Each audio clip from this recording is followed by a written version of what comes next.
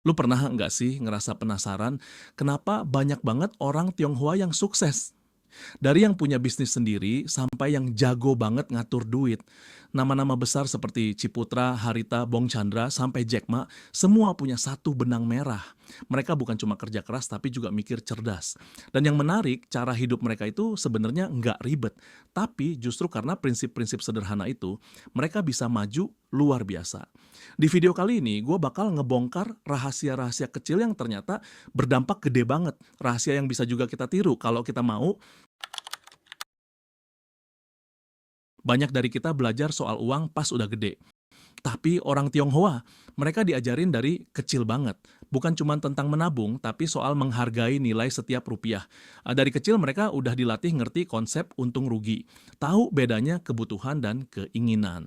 Uang jajan pun kadang nggak dikasih cuma-cuma. Harus kerja dulu. Bantu toko keluarga atau bantu bersih-bersih. Ini bukan eksploitasi, tapi latihan disiplin. Menurut buku The Chinese Way in Business karya Boye Lafayette de Mente, sistem ini bikin anak-anak Tionghoa tumbuh dengan sense bisnis alami. Nilai tanggung jawab juga mulai ditanam dari kecil. Anak-anak diberi peran untuk ikut mikir, bukan sekadar disuruh.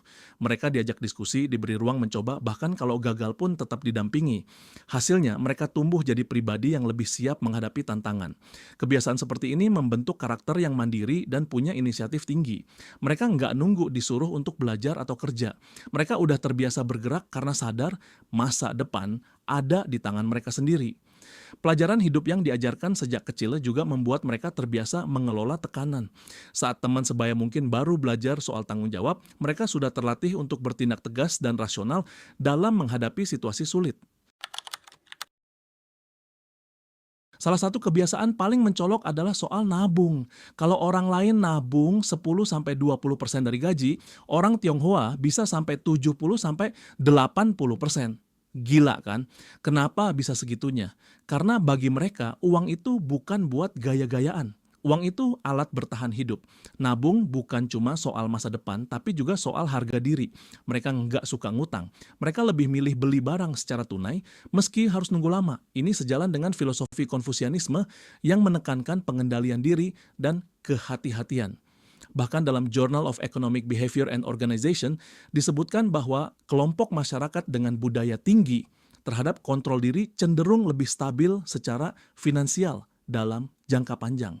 Menabung bagi mereka bukan soal menunda kesenangan, tapi soal menunda kekacauan karena mereka sadar hidup itu penuh ketidakpastian. Punya tabungan berarti punya perlindungan. Dan itu bukan teori doang, tapi